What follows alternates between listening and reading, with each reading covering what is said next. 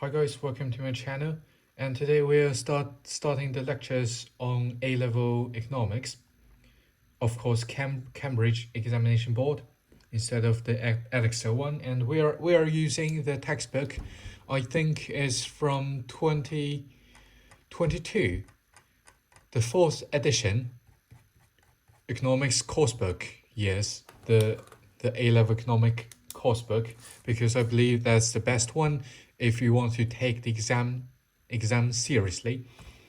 So what we are going to do is to explain all the topics of AS and A-level economics in an easier way. I know as a newbie, it will be a little bit difficult to understand the textbook, because the textbook prefer to illustrate the things in a more serious way, in a way like those old scholars in the UK, in probably Cambridge or Oxford.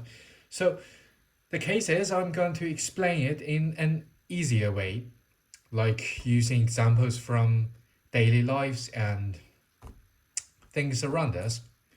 So I prefer to write everything down on this booklet because I'm not a fan of tech gadgets, and it's a painful procedure for me to write on iPads with Apple Pencils. That's totally trash. So let's get started. The first chapter, actually the first unit is Unit 1, basic economic ideas and resource allocations. Well, to start with, we are talking about the definition of economics. So let's turn to chapter 1. Chapter 1 is named as scarcity, choice, and costs. Of course, as economics, we are thinking in an economic way. So the first question is, what is economics? What's the subject? What's the subject about? And what was the core question? What's the core problem and dilemma to be solved in this subject? So the fundamental economic problem is the allocation of resources. This is a more philosophical concept than an economic concept. First, let's think what makes things expensive and scarce. Because they are limited, but human wants is unlimited. Human want is always expanding, and you can't imagine how big it is. So, however, resources like the woods, the food, the water, electricity, they're all limited. They're all limited supplied. So the fundamental economic problem is resources are scarce. Resources are scarce, while people's wants are not limited. That's the core dilemma. And so if we have limited resources but unlimited wants, we have to make choices, we have to make sacrifices. So the next thing is the core objective of the subject. What's the core objective of the subject? It's making a choice, how to make a choice, why we make this choice, and what's the best choice we can make with the limited things, with limited information, limited resources, and limited human labor. So there will be a concept called opportunity cost. Opportunity cost. What is an opportunity cost? An opportunity cost is when you have three choices, A, B, and C, and at once you could only pick one from three of them. So if you are picking B, A and C are the opportunity cost. It's invisible. I mean, it's not real cost, but it exists, and this is the key concern when people are making choices between different alternatives. For example, imagine if you have offer from Cambridge, Oxford, MIT, and Harvard. If you choose to go to Harvard for like quantum physics or like rocket engineering, the other three options are your opportunity cost. So that's how it goes. And that's basically chapter 1, and let's say chapter 2. Chapter 2 is called economic methodology. Well, this is a long term, and this term means what methods are we using to study economics. So let's divide economics in a more professional way. So first, we can divide economics with two: microeconomics and macroeconomics. The key difference is microeconomics study the economical behavior of a market or different markets or several markets. But macroeconomics is studying the behavior of the whole economy. For example, you are studying the economy of China, of PRC, of North Korea. Oh, no, not North Korea. America, yeah. America, Brazil. And it's possible to study a group of economies for macroeconomics. For example, you are studying the economy of the whole Asia, right? You have to combine India, Korea, Japan, China, and Philippines. All right, I admit I failed my biology test. Yeah. So let's forget about it. Next, what are we using? What methods, which tools are we using to study economics? So first, economic theories. And then it's economic models. So economic models mean simplified illustration of economic reality. It could be an assumption of how the market works. It could be a model to estimate the price of the cargo against the supply and the need. Well, it's usually represented in a mathematical way. In a mathematical way. And it's simplified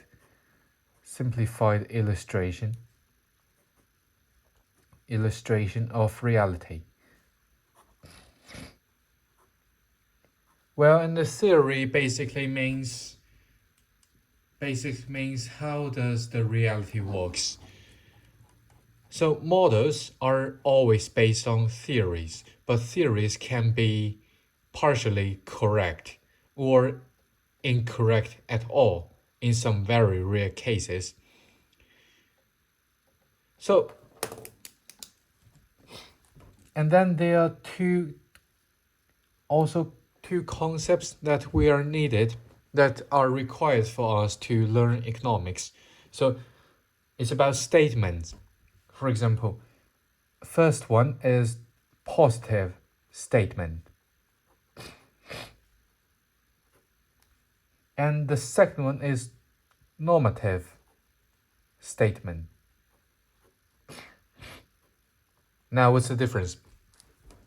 So, positive statement is, namely, let's say if you're walking and you see someone just swimming in a river nearby and he's choking because of water and he couldn't swim, so he's gonna die in 30 seconds. Well, you say, well, cool. And he's dying in 30 seconds. This is a positive statement.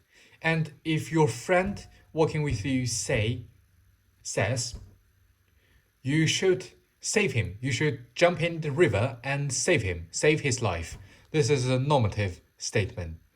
So a positive statement is all about fact, reality, and how things are working, how things are behaving. And normative statements are how should things behave? How should someone behave? So basically it's one is or are, right? And while the another one is should. Maybe, could, right? So that's the key differences.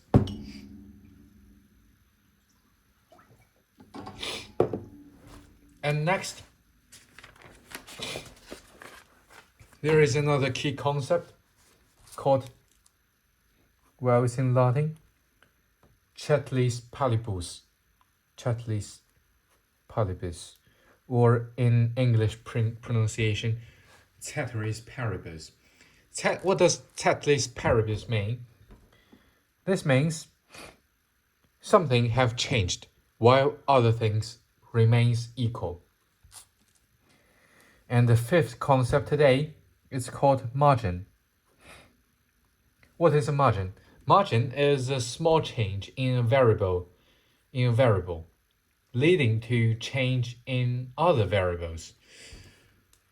Well, this is abstract. This is an abstract statement, but for example, if you are trying to keep balance, keep this candle in my hand balance, what will you do? You will do it like this. Well, let's try. You do it like this, right? Now it's in balance. I can't do it. I simply can't do it. All right, let's use another example, like this lighter. Now it's in balance. It's in equilibrium state. If you are thinking in a more STEM way. So what is a margin now? If there is a small change in the variable of lateral force, like what I'm doing now here, well, the direction of the lightener changes. That's how it goes. This little change of my variable of the lateral force lead to a larger change of other variables, namely, in this case, is the lightner's pointing direction, right? And orientation. So that's the case. And decision making, why is margins important? Why are margins important? Because decision making is always based on choices at the margin. For example, if you are raising the price of Coke from 1.3 euros per can to 1.4 euros per can, 10 cents, 10 euro cents is the small change in one variable, in the first variable, and this leads to change in another variable, namely the demand of Coke, or if we are using Coca-Cola as example, the sales of Pepsi and the sales of other alternatives like iced tea, like Jamnika in Croatia, right? Jamnika is sparkling water, the best sparkling water brand in Croatia. So that's how it goes. Next, time periods. how do we define time periods in economics? So first is short run. Short run. Short run means in a short period of time. So some factors could change. For example, if you are an employer and you are manufacturing, let's say body lotion, right? Body lotion. And if you want to expand your production, if you want to sell more quantity of your body lotion, you would probably employ more workers to manufacture more. So that's how it goes. That's short run. However, you cannot build a new factory, or you can neither change your reputation in the market to change the price and to change the consumer's taste and fashion in your product. So that's short run. And in long run, what's a long run? Long run is a relative longer time when it's possible for you to change all the factors of production, all the factors of economics. So let's use the same example. In the long run, many things can change, including your reputation, including technology, including the quality of your workers, and includes the consumer's taste and fashion among those kids towards your product. And in the very long run,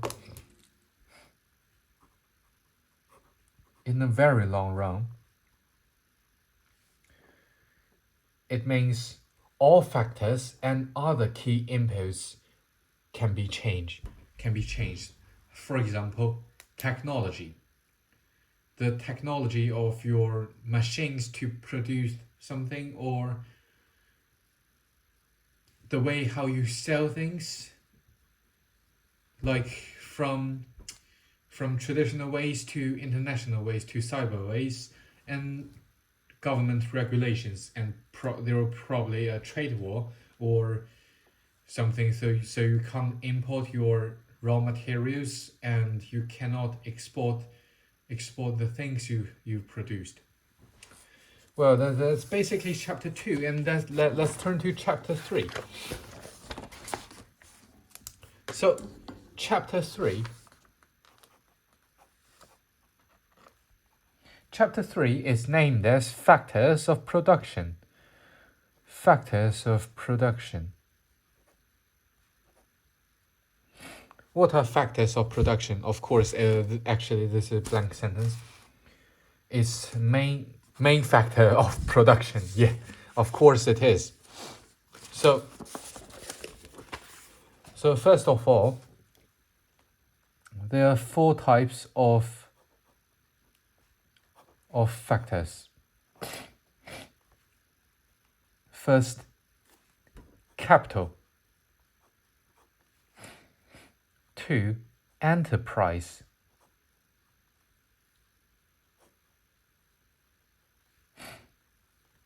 3, lands. And the 4th one is labor. So how can we divide this in different categories? So first, both land and capital, they are human resources, and while labor and enterprise, they are, I'm sorry. So land and capital are physical resources, because there is no intervention of human. And labor, then enterprises, they are all human resources, which means they are actually human, or they are directed by human. So let's see all the 4 factors one by one. The first one is capital. Capital refers what are you using to produce. For example, the machine and And what? The machine. Yes, the machine you are using, and the transportation you are using to sell them to your consumers.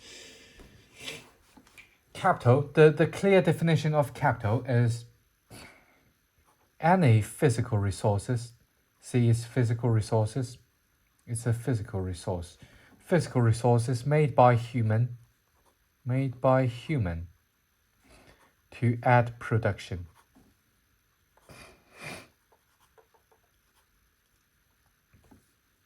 And the reward for capital is financial return. A good example is when you are buying a camera. For example, you spend $500 to buy a second-hand Nikon camera, and if you use this to take photos for young cosplay ladies from Brazil or Latin America, you'll get reward for like 50 per hour, and this is financial returns. This is a financial return because of the capital and also your labor, of course. But in this 50 euros, there is a part which is the financial return due to capital use. And the second one is enterprise. Enterprise. Enterprise is of course a human capital because only human can organize production, can organize their employees. And the two main factors, the two key things of enterprises is, first, organization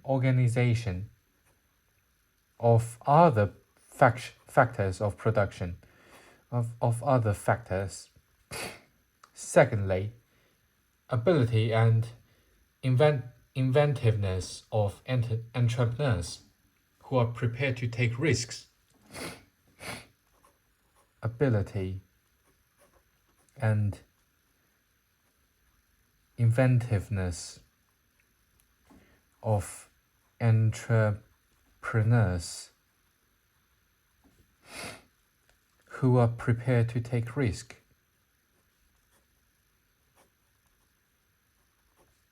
To take risks.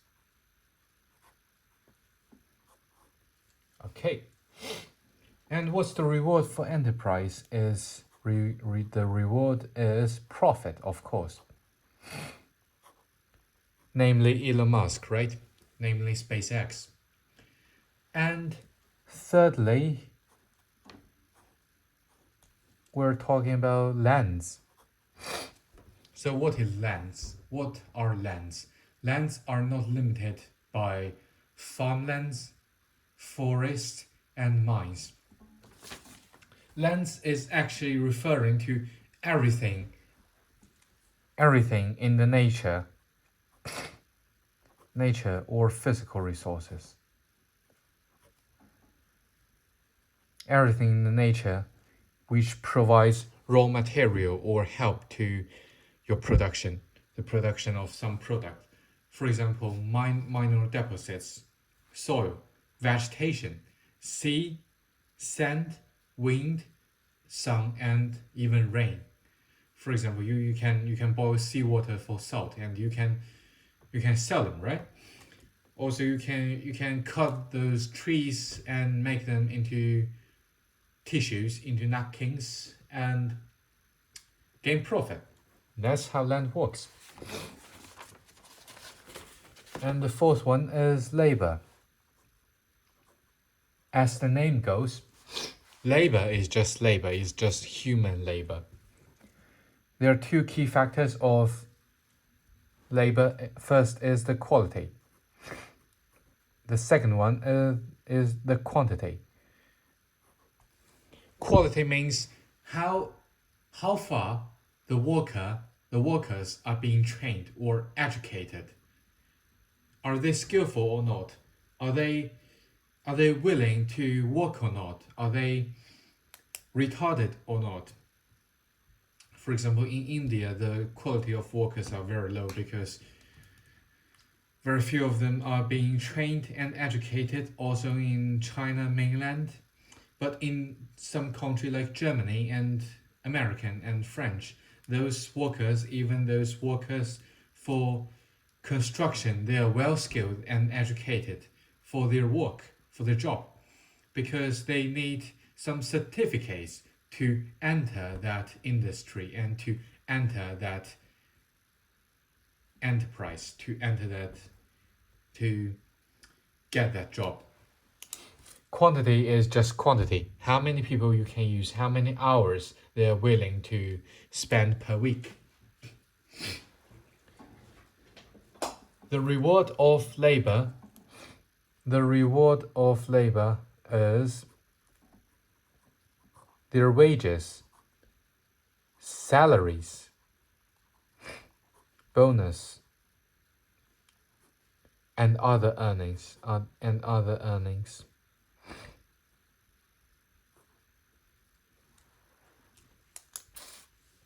All right. So here's the introduction of 4 types of factors of production, and let's turn to topic 3.2. Topic 3.2 is about the human versus physical capital. Human versus physical.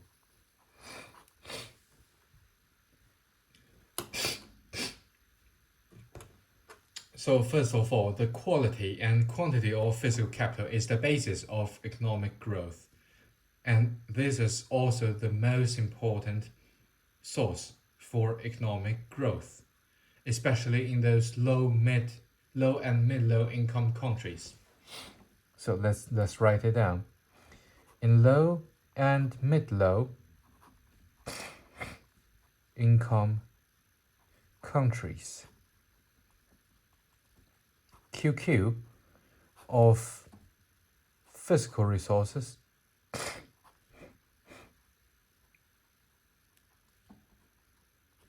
is the most important factor of economic growth. The most important factor of economic growth. And secondly, for human capital, also for human resources, it's actually an investment made by individuals, the firm, the nation, and the government.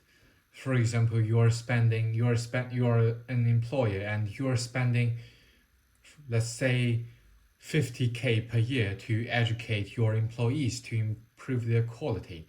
That will improve your efficiency and effectiveness of production in the future, like in the future decade. So this is another version of investment, another form of investment. So first, human capital and human factor is basically skill, knowledge, and experience of an individual.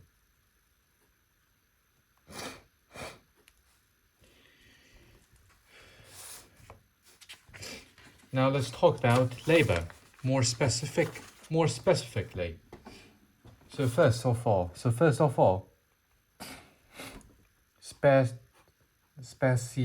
specialization and division of labor.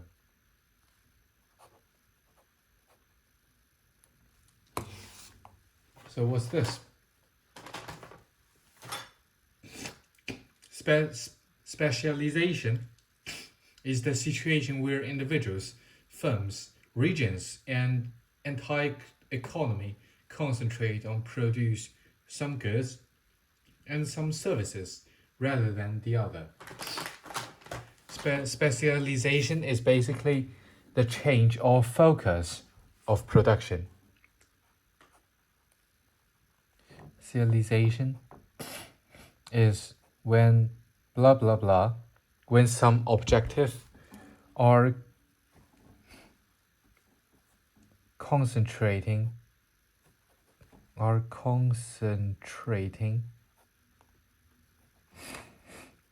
the production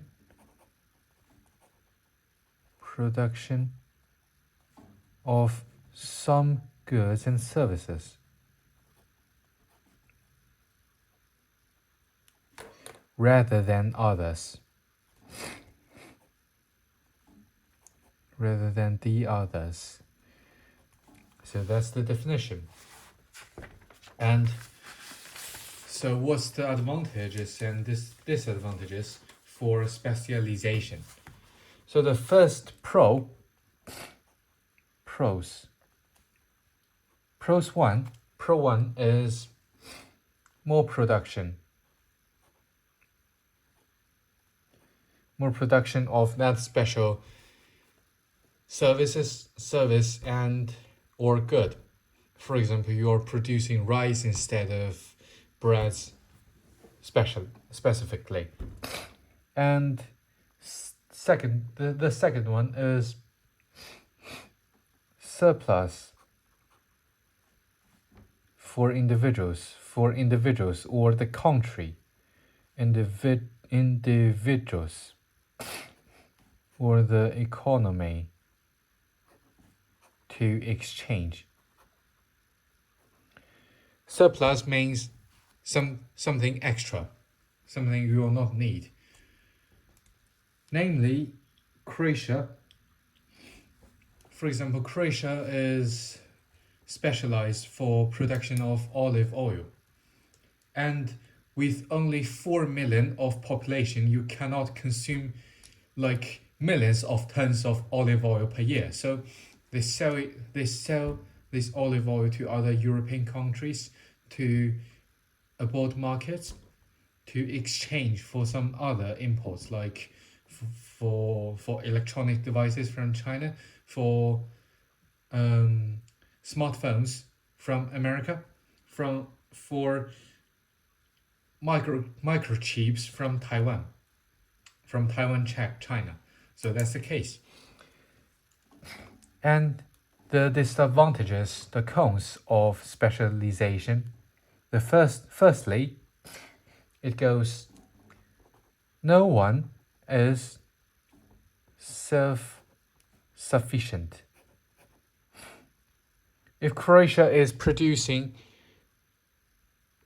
a surplus of olive oil, its production is used up, and it cannot produce more soybeans or soy sauce or smartphones. So Croatia has to buy these goods and services from abroad economy, from other nations. Secondly, some scale and experience of individual may be redundant.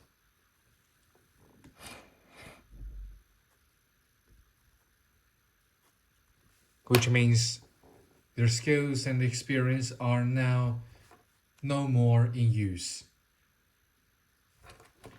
And finally, unemployment.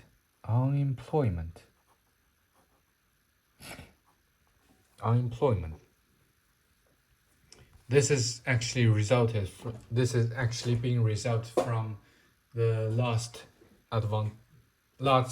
disadvantage.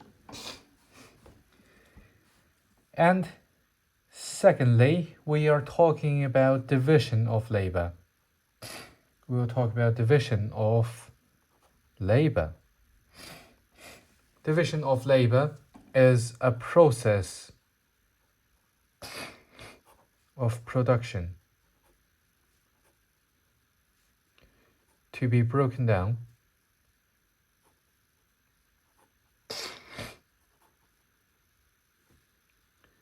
into a series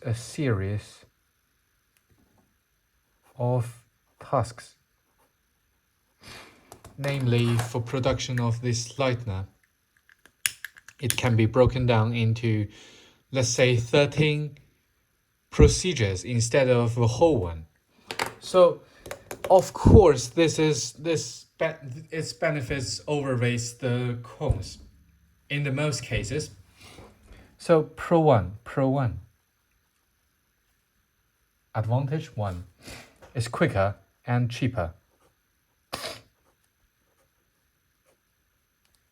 Secondly, workers are more specialized. Wow. Workers are more specialized.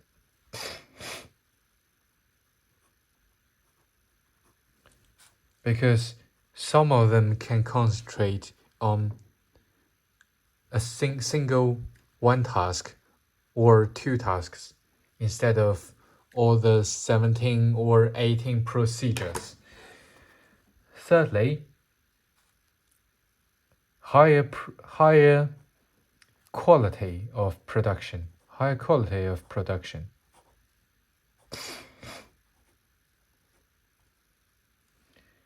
And it goes with disadvantages, as a coin has two sides. So first of all,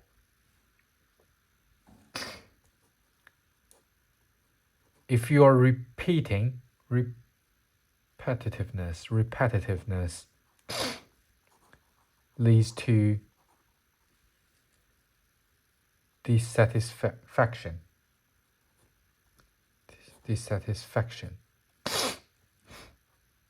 Secondly, the workforce become bored and skilled.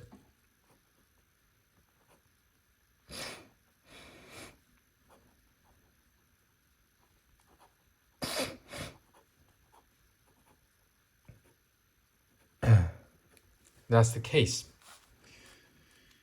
Okay, and then let's talk about the entrepreneurship. As you are studying economics, as we are studying economics, you probably be rich and famous entrepreneurs in one day. Enterprise and entrepreneurs.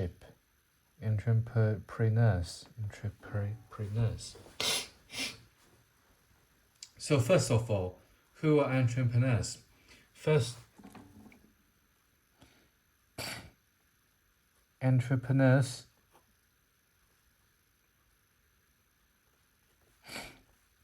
take risks.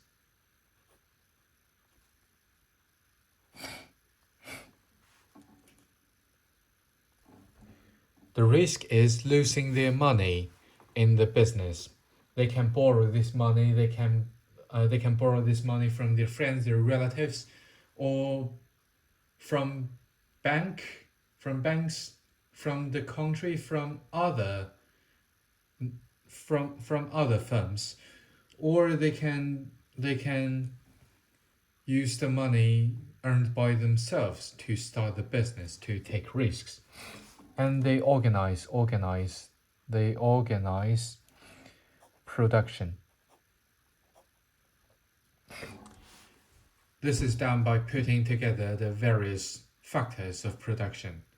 So they form a business opportunity, like the production of iPhones and Samsung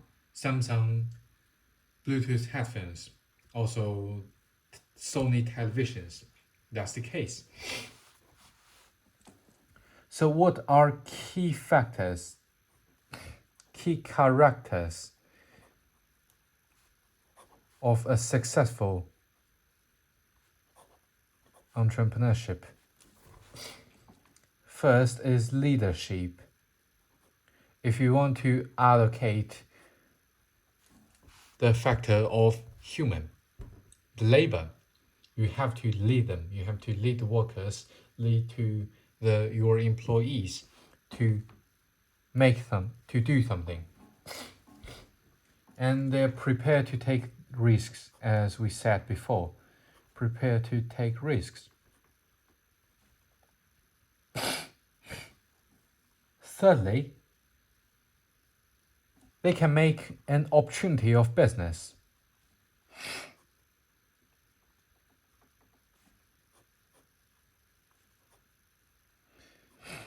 This is done by putting several different factors of production together. The next is make the right decision.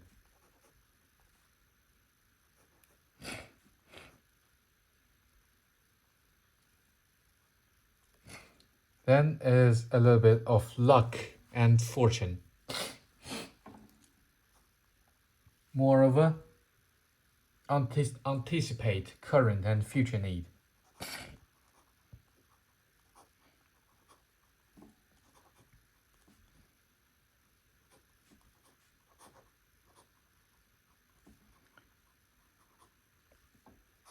Finally, produce something that market wants.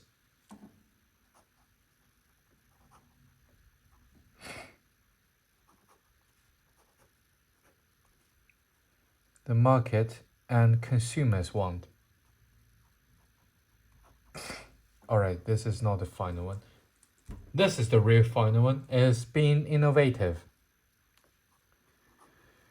For example, SpaceX and Apple with Steve Jobs, right? They're really innovative. And also Sony in the last 70s and 80s, also 90s, because they invented CD, right? They invented compact discs for music instead of using vinyls. So that's innovation.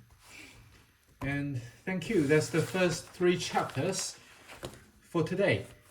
Tomorrow we are going to learn chapter 4, resource allocation in different economic systems. Chapter 5, production possibility curve. And chapter 6, classification of goods and services.